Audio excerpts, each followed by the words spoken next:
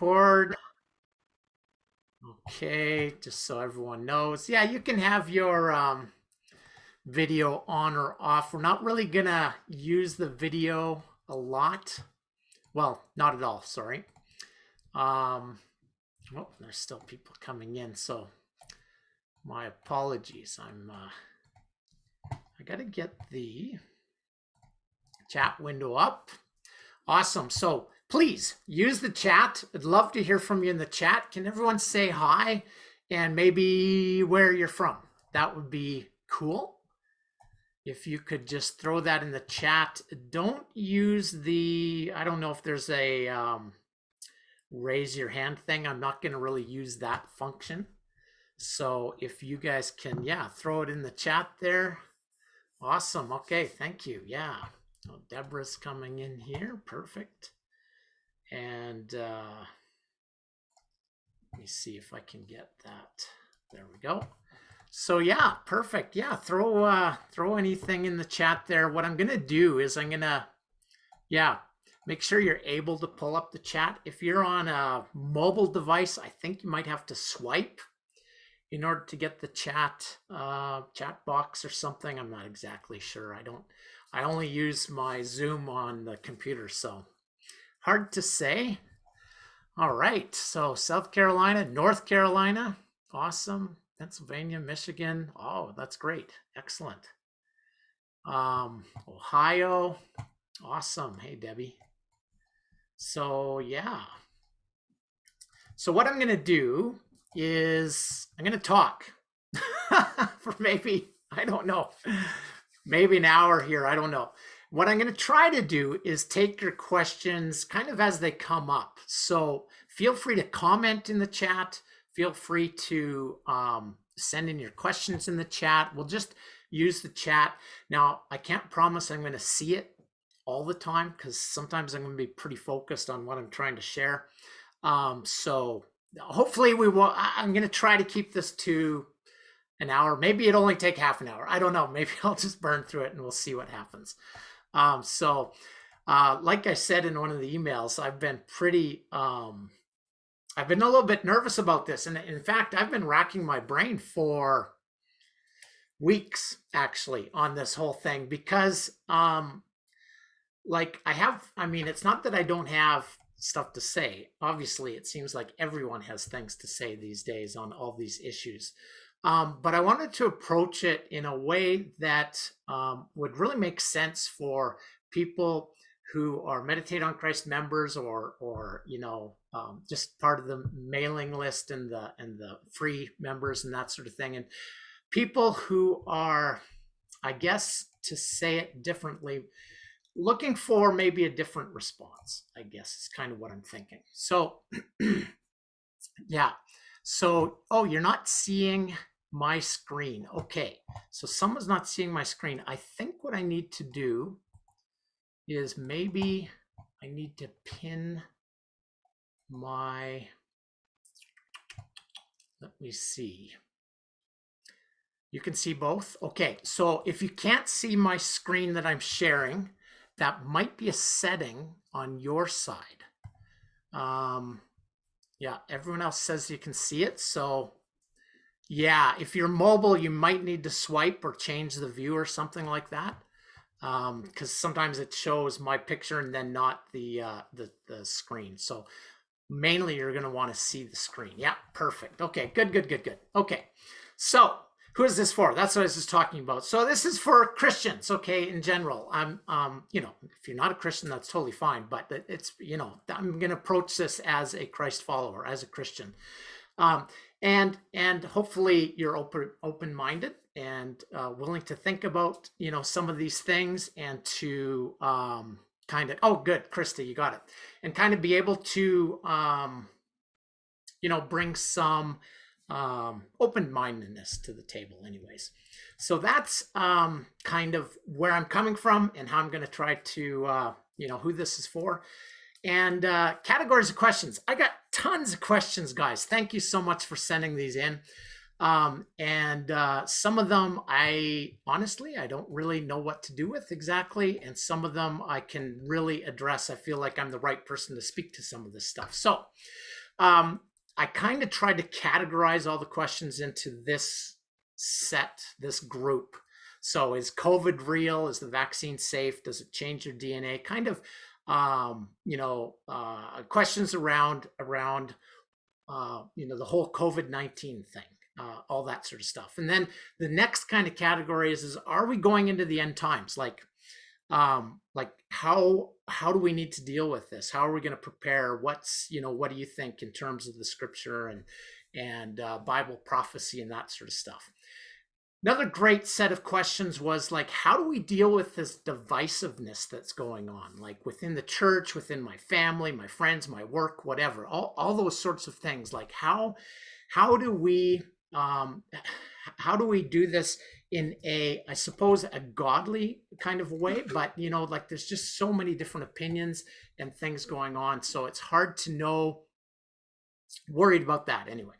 And then what do I think about vaccine passports, loss of freedom, standing up for rights? How does God want us to deal with this sort of stuff? And then the whole thing about fear, stress, anxiety, worry, like there's a lot going on. It's, the world is changing faster and faster, and then this happens. And it's in a way, it kind of brought us to a standstill, but in another way, especially emotionally, it's been difficult. What's the science behind immunity, vaccinations, that sort of thing. And then political issues, rallies, anti-maskers, deniers. Another interesting question was kind of, how do I obey the government, especially if it's not going the way I think it should be, and that sort of stuff. So, okay, perfect. All right, so that's a lot of questions. And there's a lot of different angles. So how do we approach this, and how do I think through this? This whole meeting kind of came up like a couple of months ago. I was sitting having coffee with my wife, Terry, and asked we've been talking through these things, and she said, you should really talk to your people and meditate on Christ, because like how I think about things is helpful for her. And she thought maybe it would be helpful for everyone here.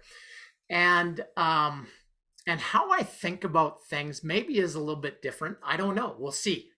That's kind of what we're going to go through here, and what I'm going to talk about. But basically, what I want to do is look below all of those questions. That's a lot of questions. There's a lot of different variety, different angles, all kinds of different perspectives in there.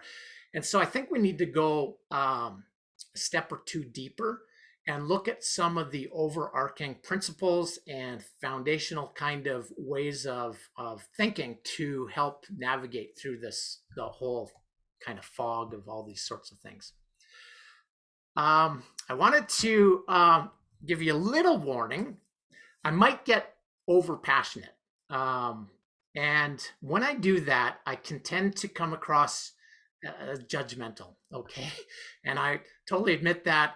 Goes along with the personality, and part of the reason I need to meditate. Okay. So I need to back away from things and, and consider and be prayerful and mindful of what's going on. So I was also nervous about that, because I don't want to come across poorly. I don't want to, say things that hurt or confuse or anything like that. I wanted a really carefully constructed, reasoned, thoughtful presentation. But the longer I went trying to do that, the worse it got. And so I thought, you know what, I just have to do this and do it off the cuff, and we will see where it goes. So please, this might be a little raw. It might be a little off the cuff. It might be off the top of my head. It's not necessarily fully complete thoughts. And I really want to engage with you guys in this way, so that, if you have another perspective or a different angle or whatever, feel free to, talk to me, especially afterwards. If you want to email me back or whatever, that's totally fine. I just got swamped with emails when I asked the question, and but I think this will be a little bit less people emailing back and forth. So I'll do my best to kind of keep up to that. So just know all these ideas are, while I believe in them at this point, they may not be fully formed. Okay, so does that make sense, everyone? I am having I'm having a good time here, and if you put in chat, that would be great, just so I can kind of see and interact or play off of what you're saying. That would be awesome. So please go ahead and do that whenever you can. Awesome. Yeah, thanks, Doug. We're still having people join, so I have to kind of pause to let people into the meeting as well. So that's okay. Thanks for joining. I think that was, I can't remember now. Sorry. All right. So here's the first and maybe the last programmed interactive moment that I kind of planned for. What is the greatest commandment? Can anyone type in to the chat what the greatest commandment is?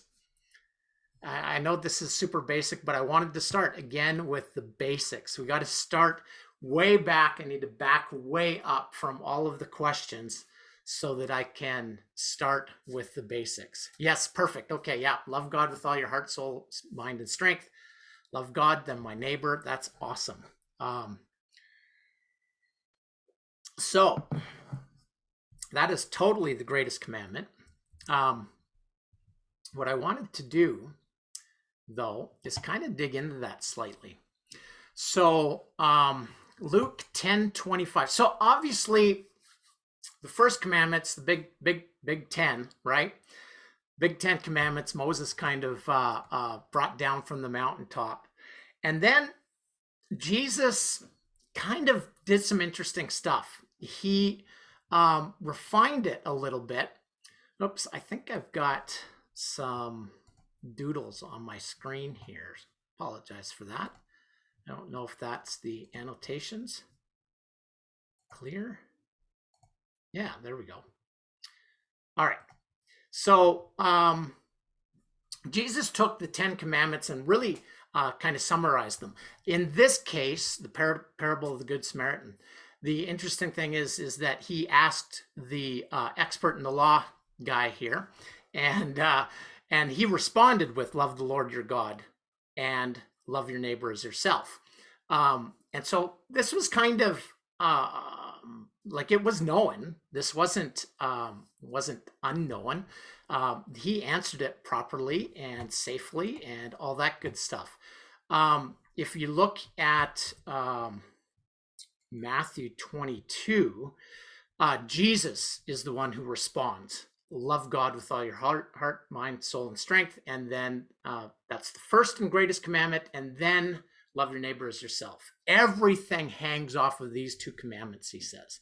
So that's a pretty big endorsement. Why am I getting into this? Well, because there's an interesting thing that happens next. And that is Jesus later on, okay, so this is the Gospels were written kind of chronologically, right? Later on, when Jesus then this is before he's crucified, and he's walking with the disciples, and he gives a new command, and he gives the command, love one another. And the interesting thing about that is that he kind of ignores the love God part. And so the question comes up, well, why is that? And I heard a really great answer, and I couldn't find the reference for it at all. But one of the interesting things about love God and then love your neighbor, one of the interesting problems with that sequence of commandments is that it's possible to love God and in your zeal, let's say, to carry out that commandment, to honor God, to love God with all your heart, mind, soul, and strength, and exactly what was written in the chat there, you can inadvertently or otherwise violate the next commandment, to love others, to love your neighbor as yourself. And, obviously we see huge examples of that out in the world and in history. And, wars and all kinds of things are done in God's name. All kinds of problems come in God's name. And so the interesting thing that ironically I didn't hear until like 30 years after my Bible training, um, was that Jesus actually tweaked that a little bit near the end there and said, "A new command I give you, love one another." That's the key thing. And so it's not that obviously Jesus isn't saying loving God isn't important, but the point is that if you maybe reverse those, love one another and then love God. I'm not saying that he's even saying that, but that's a more workable solution for society, that we cannot disconnect those two, that loving God is loving one another, that those are the two things that have to be fit together. And so Jesus just said, okay, new command, love one another. And that covers every single circumstance. So, okay, so 10 commandments refined down to one commandment. So that's just, I feel like that's just an essential basis for the whole conversation. So, and that's why I bring it up. So one of the things that, okay, here's a way that this is applied with COVID for me. So this idea, this thought came up in my mind. I also heard other people, other Christians, thinking this out loud as well in the early stages of the of COVID, of the lockdowns and all that sort of thing, and then also the when the vaccine was coming out, and or the vaccines. And so what the thought is, well, I'm not first, so I'll wait and I'll see how it goes for everyone else, right? And I know I had that thought, and other people actually said it. I didn't say it out loud. That must make me a little bit better or something. You know what I mean? Because when you sit back and think about that, that's not loving your neighbor as yourself. That's not putting others first. That's not, when Jesus talks about sacrifice and laying down your life for someone else, that's what he's talking about. And I got really convicted at some points, realizing that me saying, well, I can wait and let see how it turns out for other people if they take the vaccine, or, that sort of thing. I didn't think, I got convicted that wasn't really there wasn't a good solid biblical reason for doing that, because do unto others what you'd have them do unto you is the same sort of thing. The same golden rule applies here. And so I felt that that maybe that I should get the vaccine as soon as it was available. In my case, it wasn't available right away because I wasn't in the age bracket. But that's a way to think about this and a way to apply this, and something that I thought was really important to bring up and to address. So, how's everyone doing so far? You can throw any comments into the chat, thumbs up, thumbs down, anything that you want there. Appreciate your feedback. Krista, yeah. So is it their choice to get it? So why would it be wrong, especially if it isn't available? Yeah. No, that's totally true. I mean, it was just my thinking that I was correcting in that moment. It wasn't even available to me. It wasn't an option, and I don't have maybe the health issues and stuff like that I had to be concerned with. One of the things that I was concerned about, especially, was my mom has like diminished lung capacity, and she lives on her own, and so we had to deliver groceries to her throughout the whole thing for quite a while. But so like she was able to get the vaccine, but what I'm trying to talk about is how my attitude was, wasn't functioning, wasn't workable with how I needed to help her and keep her safety in mind, I guess. And so, as soon as I was able, I got the vaccine because then I couldn't, well, it was less likely that I would harm her, kind of in helping her, sort of thing. So, um, yeah, Deborah says, if you believe it isn't good for anyone or most everyone, not getting it also is loving one's neighbor. That's definitely a possibility. And you have to sort those things out for yourself, definitely. What I am trying to do is to, those are good points, because you have to figure out, well, where is your conscience? Where do you feel the Holy Spirit is guiding you and, talking, convicting you, I guess, and figuring out exactly that leverage point is really important, because, you could, especially when there's all these feelings and all these issues happening, it can be very confusing emotionally what's going on. So, yeah, so yeah, okay, yeah. So I don't know how to say your name there, but yeah, no, exactly. So you've got everyone has an opinion, and yeah, if you've already gotten COVID, then you have antibodies and all that sort of thing. And yes, there's personal choice for sure. So let's shift directions a little bit here, and let's talk about end time stuff. So the reason I want to shift, because I'm going to circle back to some of those comments, actually. So, end time stuff. So when I was in my late teens, I guess, I was super interested in end time stuff. And I don't know if it's true for everyone, but you kind of go through that stage in your Christian growth where this is a very fascinating thing.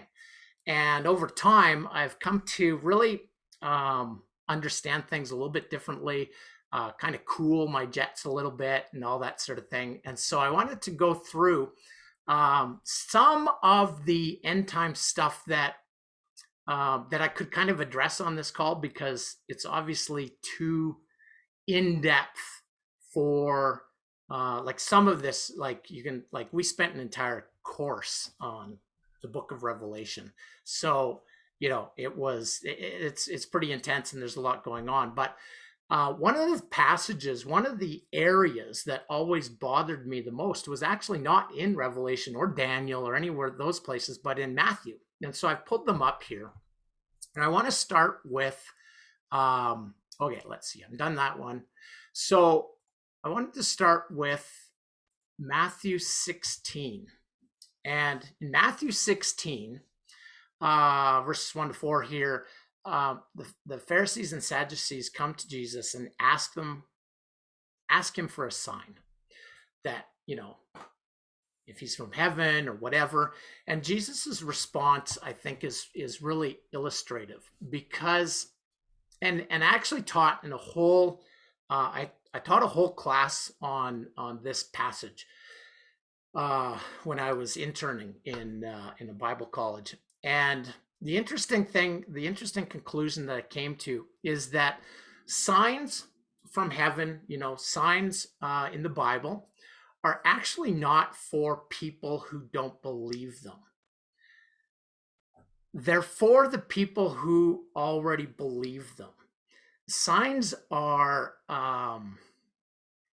very kind of contradictory, because they reinforce your faith, but they don't help you come to faith. And there's, like I said, it was a whole class on it, and it took quite a while to work through and understand that principle. But what's interesting is that Jesus just really shut down this question and said, a wicked generation looks for a sign. None will be given it except the sign of Jonah. And the sign of Jonah, of course, is Jesus's death and resurrection. And then Jesus just walked away.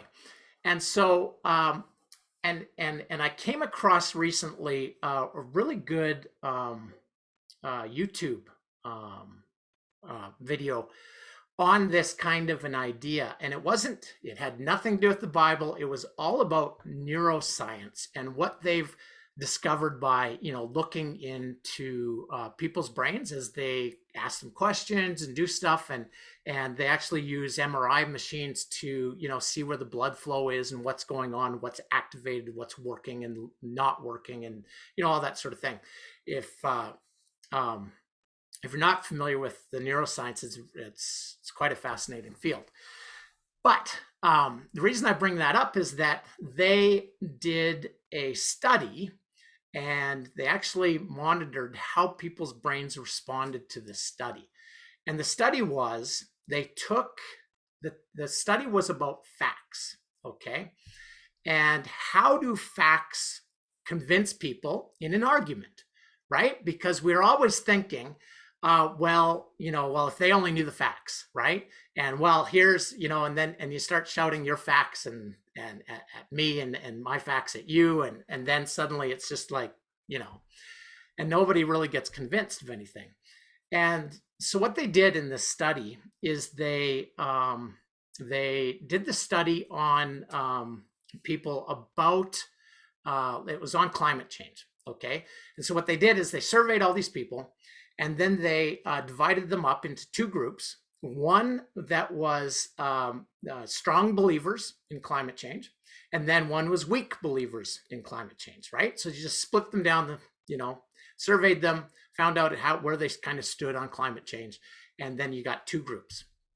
Okay, and then what they did is they took both of those groups and separated them into two groups and asked them the same questions. So we've got strong believers, and they asked a group of them the question, and, or not, sorry, they didn't ask the question, they presented them with facts about climate change.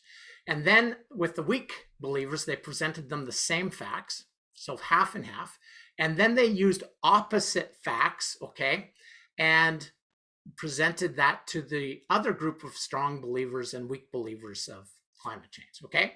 So hopefully that makes sense.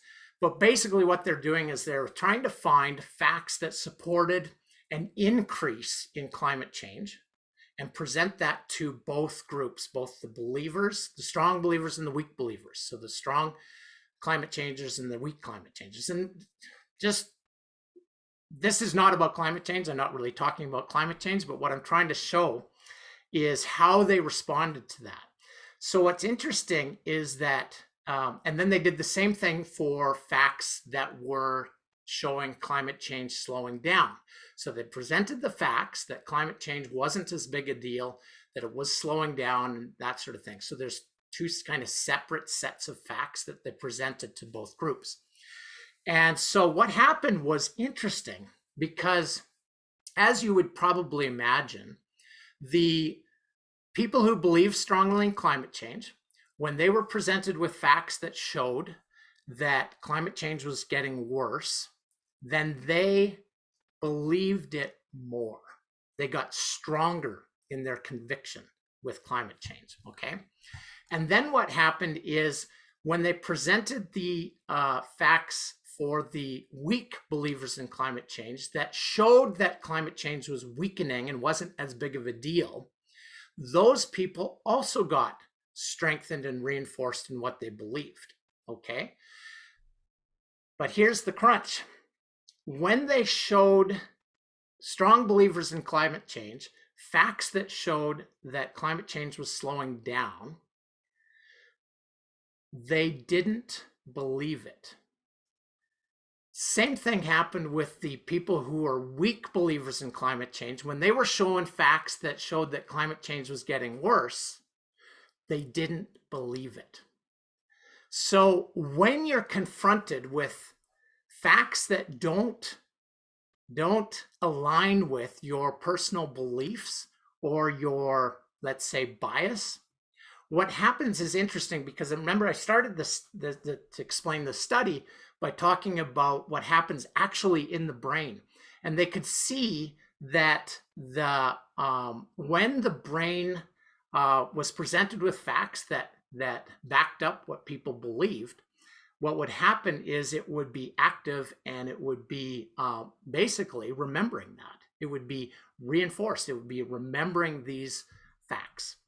What happened when they were presented with facts that were contrary to what they believed, they didn't see the same activity. They didn't see the same actions involved in memory and recall and all that sort of thing. Essentially, what was happening was that the brains that they were scanning were discarding stuff they didn't believe in. They were just emptying the facts out. This was not a conscious choice, okay? This was not people saying, well, I'm not going to listen or believe or anything. This was just a study that was trying to understand how we think, right? And so they realized this. So the application of this is quite fascinating to me, because what that means is that the people who believe strongly and then saw facts that reinforced that grew in their belief. The people who believed weakly, right, and then saw facts that agreed with that, were strengthened in their belief. And so what happened is, but then the people who saw facts that were contrary to their belief, they didn't change. So what we've got is a polarization, right? It's a polarization of people in the world. And that's what I see over and over and over again as I look and watch and talk with people and everything. It just feels like everything's getting more and more polarized. And that, I think, is one of the keys to understanding that. And it's actually way back here in the Bible when Jesus was talking about signs and how, in fact, they don't actually work. Like, Jesus could do all these miracles, and all that happened to the Pharisees is they got more and more angry until the point where they actually crucified him, right? All these miracles did not help the Pharisees change their minds. Signs did not work that way. And Jesus actually says in another area that basically he's implying that that's not actually how signs are supposed to work. They're supposed to reinforce your faith. And so that's just, it's kind of an introduction to this idea, but that's not all that we need to talk about. So let's move on. I'm taking way too long, getting way too excited about talking about this stuff. So consider the impact of that idea on COVID and vaccines and end time stuff, okay? One of my concerns with end times related speech and materials that I'm very familiar with. I've, like I said, I was super into it about 30 years ago or whatever when I was a teenager, young adult. But I've gotten really cautious when it comes to some of these things, like the languaging around, when you get really studying end time stuff, like stuff like be prepared, contend for the faith, stand against deception, be watchful, warn others. Even, like if you're afraid, you need to examine your heart. If this causes fear, you need to examine your heart because there might be sin in it, that sort of thing. And that's, as a young man, that's really like it really rallies you to the cause kind of thing. But as I've kind of calmed down over the years, I began to realize that I don't think that's how Jesus wants us to exist with the knowledge of end times and exist with prophecy. It's not his deal to try to scare us. That's not God's motive. That's not his way of doing things. The Holy Spirit doesn't, frighten people into heaven. I know there's lots of preaching that does, but I don't think that's really how that's supposed to work. So, yes, exactly. So, Rochelle, that's an exact, you got it right there. That you argue with people and you polarize, you push them away. You don't convince them against their will. No one's ever convinced against their will. So let's talk about the end times here. So this Matthew 24 was a frightening kind of a passage for me because Jesus gets saying some stuff that's very, frightening, I guess. So you're going to, so he's talking with his disciples. Truly, I tell you, not one stone here will be left on another. Everyone will be thrown down. And they're like, what? Like, what are you talking about? And he says, when is, they ask, when is this going to happen? Like, what will be the sign of your coming in the end of the age? So then Jesus launches into this. And, he says stuff like, you will hear of wars and rumors of wars. But, look at this. But don't be alarmed, okay? These things are going to happen. But you don't have to worry about this. You don't have to, yeah, 70 AD, interesting. Yeah, totally agree. But the idea here is even in the context of this time and talking to his disciples, he was saying, you don't have to be afraid of this, right? All these are the beginnings of the birth pains. I want to scroll down here. There's lots of warnings. And the some of these scenarios are frightening. But then will appear the sign of the Son of Man in heaven. And then all the peoples of the earth will mourn when they see the Son of Man coming on the clouds of heaven with power and great glory. And he will send his angels with a loud trumpet call, and they will gather his elect from the four winds, from the one end of the heavens to the other. So in fact, the end times are a good thing for believers, for Christians. The interesting thing is then he gets into this, he goes through a lot of stuff, and I'm just skimming over this. Sorry. I can't, there's not enough time to get into the details, and maybe some people don't need all of these details. The day and the hour is unknown. And he says something super interesting here. About that day or hour, no one knows. Not the angels, not even me. Okay, Jesus is like saying, like, I don't even know when this is going to happen. It's going to happen fast, and you're not going to have to worry about it. And he gives this analogy, this down here in the last paragraph of the chapter, of a faithful servant. So the master leaves a servant in charge, and he's a faithful and wise servant. So the master goes away, and he says it will be good for that servant whose master finds him doing so, giving the household food at the proper time, all that sort of thing, doing his job, okay, when the master returns. And he says, truly, I tell you, he will put him in charge of all his possessions. In other words, if he is successful in doing his duty, doing his job while the master's gone, the master's going to reward him. And but suppose the servant is wicked and says to himself, well, the master's gone a long time, and he beats his fellow servants and eats and drinks and all this stuff, right? Basically sloughs off, basically doesn't do his job. Then the master's going to surprise him, obviously, because you don't know when he's going to return, and then you're in trouble.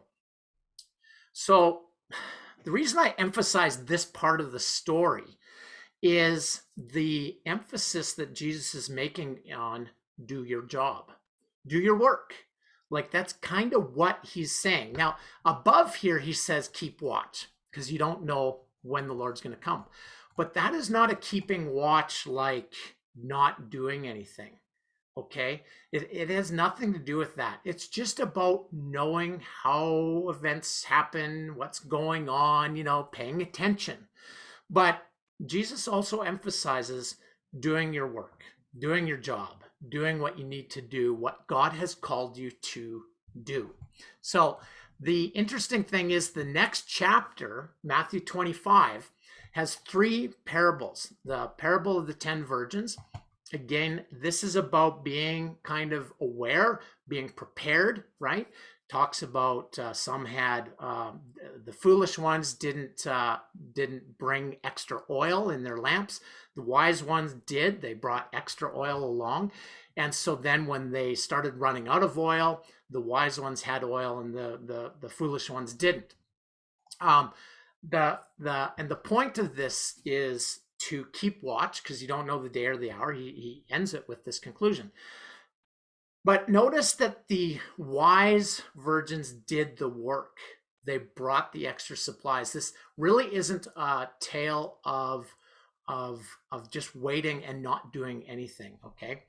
Then we've got the parable of the bags of gold. That's not how it's called in my Bible. What's it called? My Bible, like it's different. Parable of the talents. That's what I was thinking of. Parable of the talents. So this is the same kind of story. So he tells three parables to back up everything that he was just saying about the end times.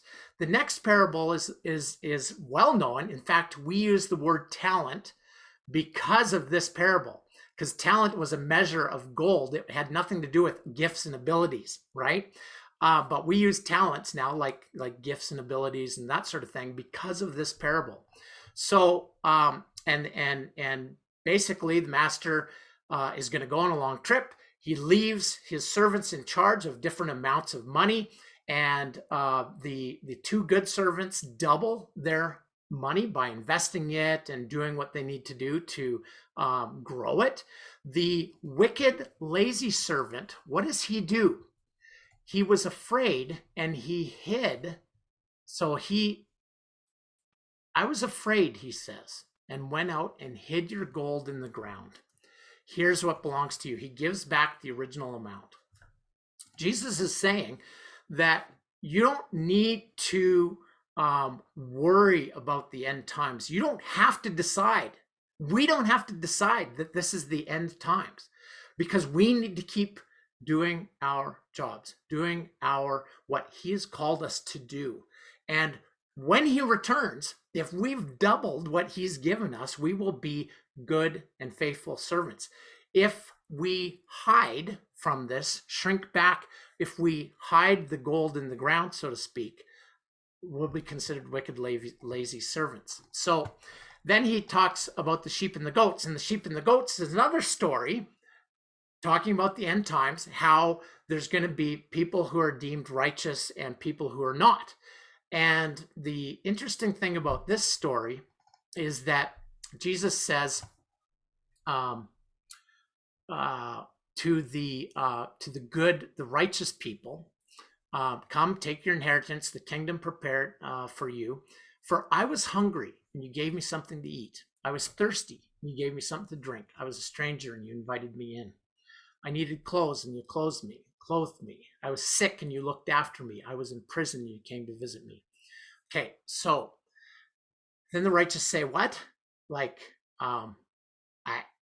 we didn't even know you were there. And he says, truly I tell you, whatever you did for one of the least of these brothers and sisters of mine, you did for me.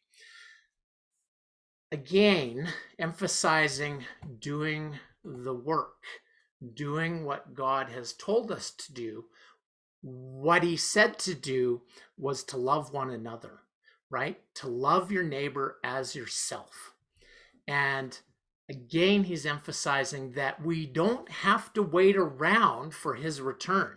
In fact, we shouldn't. We should do the work. We should continue to follow, to be faithful, and to help each other, help one another, and, give the hungry food, give the thirsty drink, give the stranger, room, and, clothe the people who need clothing, all that sort of thing. And that's the interesting way that he ends this whole section, this really kind of dramatic end time stuff. He ends with three parables, essentially saying very similar things, that we should continue to do the work. So, okay.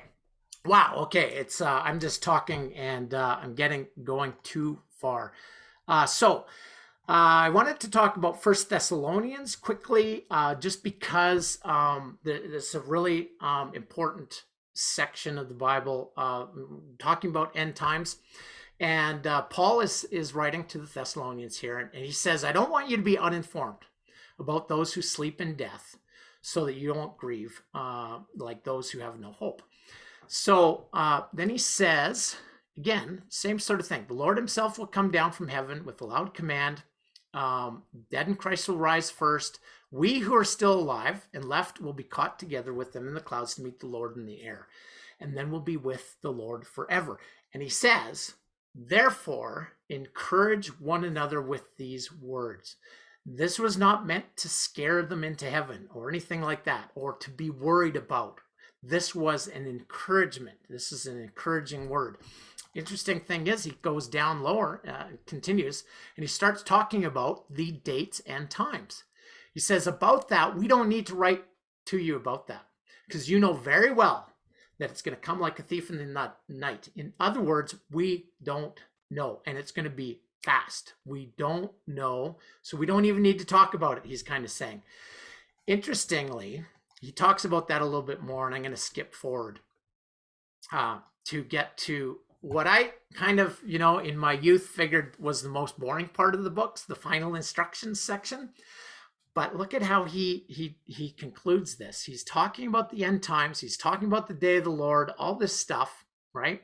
And then he ends and he says, now, acknowledge those who work hard among you. Hold them in highest regard and love because of their work. Live in peace with one another and make sure that nobody pays back wrong for wrong, but always strive to do what is good for each other and for everyone else. And that, I think, is really, really essential here. We have to do what's good for each other and for everyone else. So that's my take, what I figured I could talk about here on end times. Hopefully that was interesting and helpful. As I reviewed it all, I realized, man, it's there. Like, it's there. We need to love one another. We need to do what's good for one another. So, all right, I got to keep moving or else I'm never going to get finished in my hour. I want to talk about media. And I already referenced the impact that media, social media, yes, I mean, I got this graphic of social media stuff here, old image of Instagram and stuff there. But I mean media, everywhere you get your news.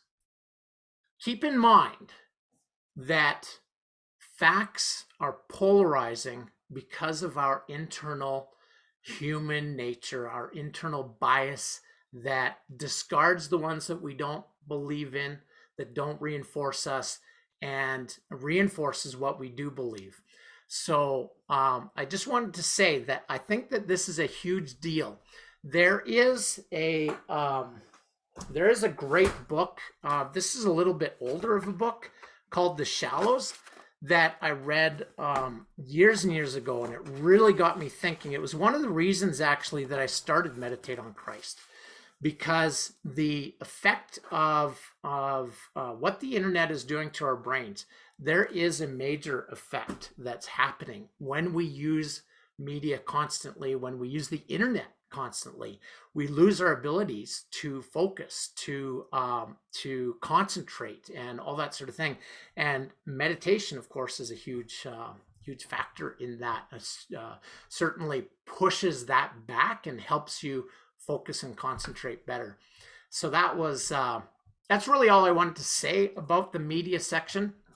But I want to say a couple more things about science. So in theology, theologians love to talk about, obviously, the Bible, right? Because that's what most theology comes out of. But they also talk about that as being special revelation, that it is specific, it's given to an individual or person at a time, and they write the revelation, and that's kind of how the Bible came to be, right? There's all these different authors, and they wrote as they were inspired by God. That's all in the Bible there, and that is special revelation. In other words, it's different than something else. And what is that something else? That something else is the rest of the world. And the rest of the world actually does speak of God's redeeming love, his work. It's, like, we can look out at nature and the world and humans and animal, all the stuff, everything outside, even our own bodies, right? And they all tell us that there's a God. They all tell us that he is doing something really cool. And that is what science kind of digs into. I'm a big believer in science, okay? And I just got to say that up front. Obviously, obviously science goes off course and hits dead ends and things like that. That's its nature, actually. That's what it's supposed to do. It's supposed to follow a path, and then it finds, oh, I can't go any further that way, and so then back up and try again, right? And always make sure that you're distinguishing science from scientists, because scientists are human, just like we just talked about with the psychology study of, facts and all that sort of thing. Science is just the best attempt that we have at not falling into those biases and not succumbing to not thinking through things very carefully. So, that's what I would say about that. What I'd also add is that a really important statement in my mind, in my life, is all truth is God's truth. And that means that if you find something that's true, okay, whether you find it in the Bible or you find it in science or in the world or whatever, like in nature, it's still God's truth. Like, it doesn't diminish it if a scientist figures out that something is true or not. It doesn't diminish it at all. That's what God does. That's his truth. That's everything that we know is made by him. And so all truth is God's truth. It doesn't matter where we find it. In fact, and this might be a little controversial for some, you can find truth in other religions, right? Like, there is truth in other religions. I'm not saying that they're all correct because they have some truth. No. That's not what I'm saying at all. Okay, but what I am saying is that when there's truth, so I think C.S. Lewis has a great quote on this, and I can't think of it right now. Something to the effect of, a great lie is mixed with truth, because otherwise you can just see it really instantly and obviously. And so my point is, though, is anywhere you find truth, it's God's truth. It's not, if Buddha said something that was wise, it's still wise. It still could be a version of some proverb that Solomon said, right? It can be reworked and reshown. So what I'm trying to say in this section is that science is really important because it helps us separate out the truth from the fiction, the facts from the false. And so, and the issue here is related to COVID and related to vaccines and related to politics and all these sorts of things, is that the science gets really jumbled because it's gone through so many layers of stuff, from the actual scientific research that's happened to implementation at a political, global, national level. And so you got to really be careful of how much it's been watered down or how much it's been diluted. And also the fact that most of us are not involved in the scientific research. So sometimes I say the thing, well, I went out and researched this topic, say. And the truth of the matter is, I didn't do any research. I didn't do a study where I had a hypothesis and tried to disprove or prove it by doing actual methodical research. That's research. What I did is I read probably some article that maybe someone wrote about some article that, someone wrote about an actual study and an actual research paper. And so we do have to be careful. I've been trying to correct myself. I didn't do research when I read about stuff online, okay? And the most research I do is read people's digested works in books and that sort of thing. And so that's already, one step removed from the original research. So just being cautious on that. So my personal views, just because we're in the science section, I'll just kind of try to finish that off. I believe the vaccine is safe. I believe that it is not anything to do with the mark of the beast or any of that sort of thing. Vaccines have been around forever. One of the hugely unfortunate things that happened was the doctor who fooled the world when he linked the vaccines with autism. And there's an incredibly good book about that that I'd highly recommend called The Doctor Who Fooled the World. You can pick it up on Amazon. Really, really detailed research from a journalist perspective on how that happened and how that just got impregnated into our minds. There's another book. I don't have it. It's a marketing book called Made to Stick. It's by the Heath brothers, I believe. Made to Stick is an amazing book because he explains how, and it's about marketing. So, it's about how to create marketing that sticks, right? How to create something that just captures people's attention, that draws them in and helps them see what you're trying to present. The interesting thing about that book is he goes through all kinds of interesting stories that we've all heard of. You know how you've woken up, you've heard the story where someone woke up in a ice tub a bathtub full of ice and their kidney was removed. Apparently they go through the actual research on that, and it's not true. But it's got all of these things that ring true, all of these factors that ring true, that, it wasn't me, but it was a friend of a friend or something like that. And there's a whole bunch of layers of things, concepts that make stories like that stick. And they're instant. Like, you just can't get away from the image in your mind. You just know that that's true. And it may not be. It might be, but it might not be true at all. And that's the thing that you got to really watch for when we're talking about, science and facts and all that sort of thing. That stories that ring really true may not be true at all, because they're just, and especially with the internet, the way the internet works, there's millions and millions of stories that are happening, put online every single day. And what rises to the top is not the most truthful stories, not the most factual, but the ones that are interacted the most with the most. And so they rise to the top because of interest. So if you have those components and pieces accidentally in a story, then it will grow and it'll spread like wildfire. So some stuff to be aware of. Anyway, all right. Politics.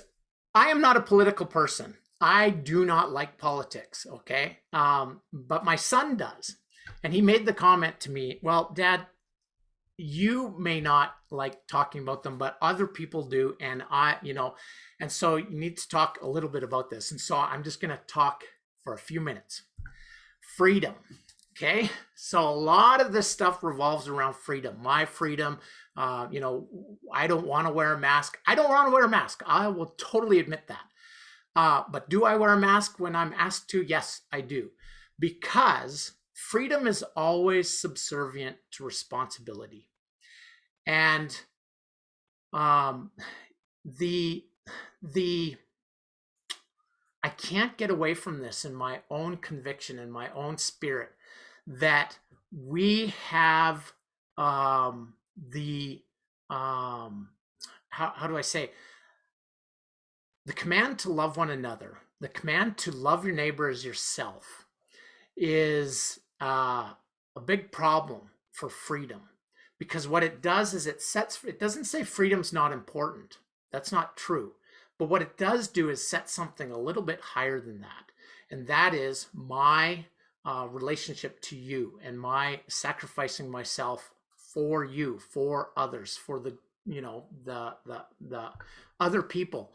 And like Jesus said, talking about laying down your life, that when you just lay down your life for your friend, what good is that? Most people will do that. It's when you lay down your life for your enemy.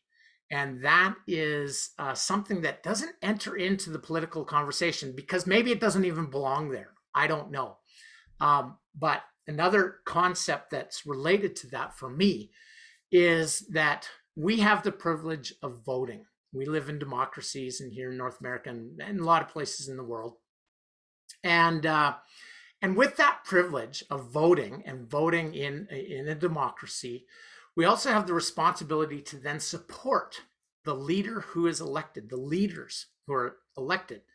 And if we don't, and like if we think about this in the extreme, then and we go to complete self-rule, then we are actually going against the democracies that we're actually supposedly supporting when we vote. Because when we vote, we actually give up that little bit of power and we tell that person, you go do this for me, right? You go run the country for me, or run the province, or run the state, or the city, or whatever, so that I don't have to, so that I don't need to do that right now. And I can do my thing, right? I can do my work. And so it's a difficult time. There's no doubt. So pray for our leaders. Pray for all the leadership in your realm of influence, of responsibility, or when you're under a leader, pray for them, because it's difficult, and there's difficult calls being made for sure. That's absolutely true.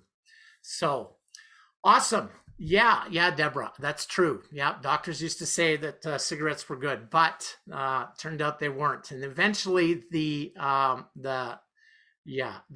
truth does come out. So that kind of concludes. That's about an hour, and apologize, I'm going slightly over.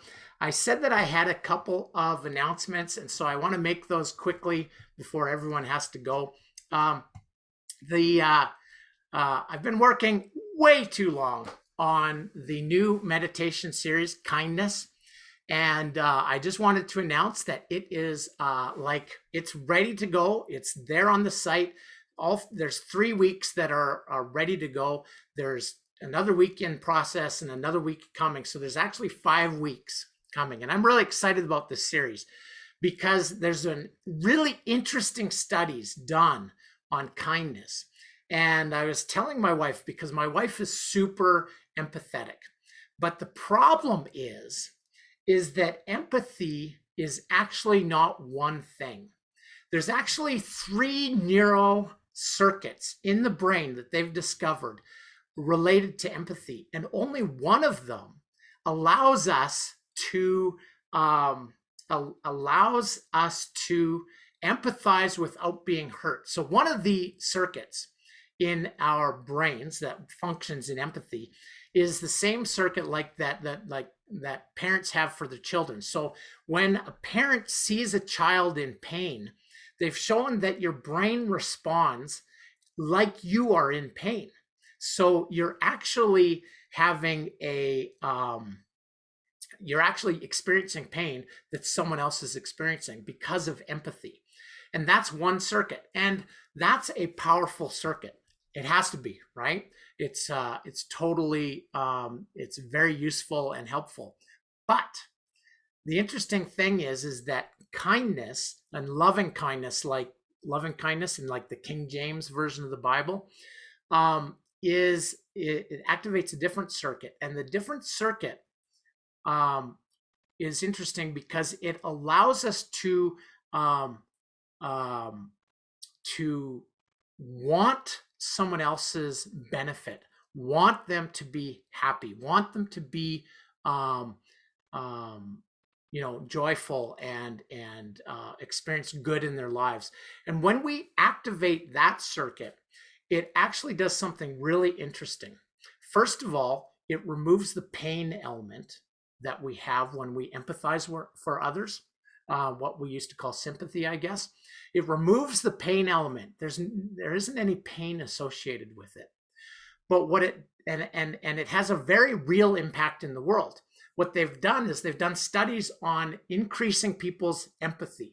So when they increase their empathy, they test them. And there's a famous study where they were actually doing a study with theologians who had to give a sermon on, get this, the Good Samaritan. So they had to give a sermon for their degree a presentation on the Good Samaritan. And the Good Samaritan, just to refresh your memory, is a story about how the religious elite ignored someone who was down and out, beaten up, and like bleeding to death on the side of the road, and they ignored them completely and hurried on their way. Whereas some guy that none of the Jewish people liked actually came by and helped the guy. And they did this study where they told them, oh no, you've got to hurry to building C or whatever it was, or you're going to be late for your presentation. And then they rigged up someone who actually was in need of help. And the interesting thing is that they ignored this person who needed help on campus on their way to give their speech on the parable of the Good Samaritan.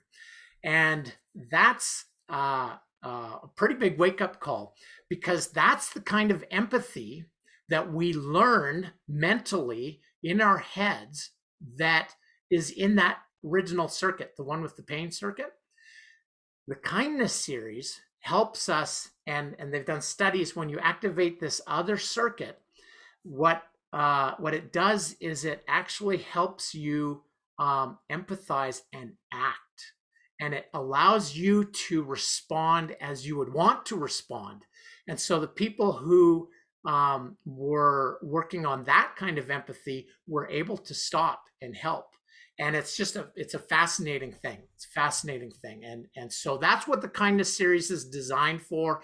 It's, I think, particularly useful these days, and really interested in how this is going to impact everyone, and what, I love your feedback and all that sort of thing. So really excited about that. Sorry, I'm not keeping up with some of the comments here. Yes, I will. I can send out some resources on that, some of those studies and things like that. So I'll try to remember to do that. All right, last thing. Announcing. I have been writing a book, and I'll tell you what, that has not been an easy task. I'm about halfway done, but what I did is I went out and I actually printed the sucker. It's like I said, it's about half done, but I just needed something in my hand, and I was checking out, the printing, the stuff and whatever. So this is coming, and I wanted to suggest that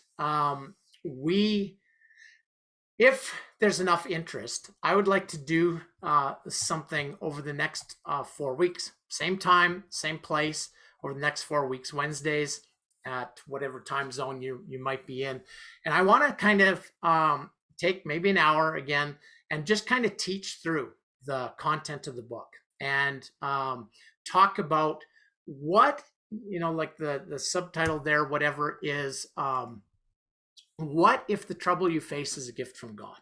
What if all these troubles that we're facing right now are actually gifts from God? How could that possibly be? How could I even say that? Especially in so many trying times and things. But really, the book is about how to have peace in the storm. And so I just wanted to announce that.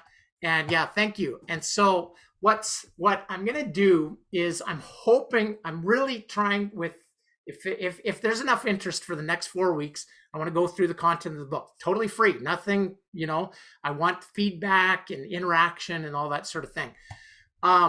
So if you're not a member of Meditate on Christ, go ahead and join up, go to meditateonchrist.com/pricing and put in a coupon code BOOK. It's not going to do anything for you. It's not going to change the price or anything like that. But I will send you the book for free when it's ready to go. I can only do this for like 50 people, I think, because it'll get pretty expensive if I keep going. But yeah, and all members, all existing Meditate on Christ paid members, just email me directly, and then I'm going to send you the book. Like I said, I'm going to cut it off after 50 because it's about $10 to print it and about $10 to ship it.